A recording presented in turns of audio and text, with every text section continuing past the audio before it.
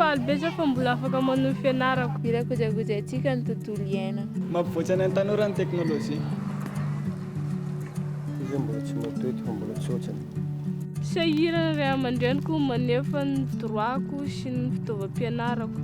Nefa zaho mbola te hianatra mba hoatratrarako ny tanjonako. Dia manahoana anke fianaranareo any?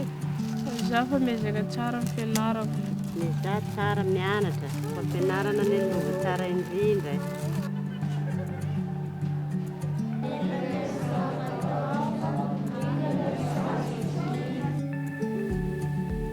Mila kolokoloana ny tontolo iainana eto anivon'ny sekoly ho an'ny ankizy, indrindra fa ny fanamboarana foto-drafitr'asa tahaka izao mba hanatsarana ny kalitaon'ny fanabeazana.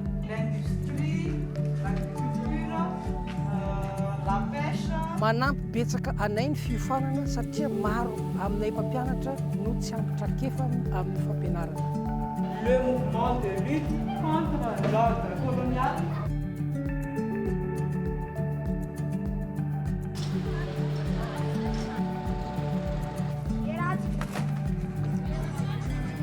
Aero blona Joseline.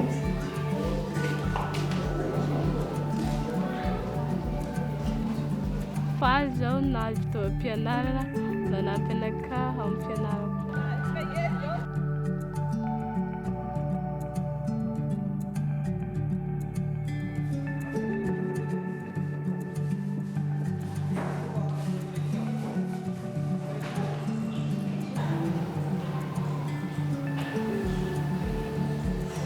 Zaho zany dia mba tia teknôlôjia sady tia matematika. Dia ato nahitako fikafika mba azahoako anazy, ampiariko amin'ny exercice pratika.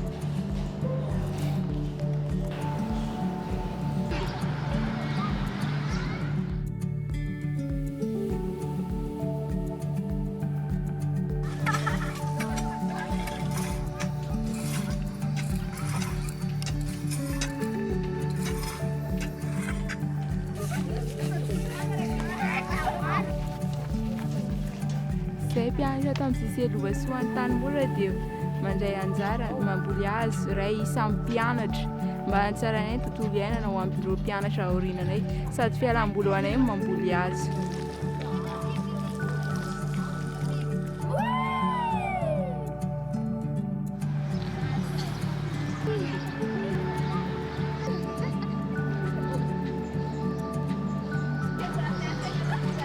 Zaho te ho lasa infirmière. Te ho lasa hôtesse de l'air. Sisy.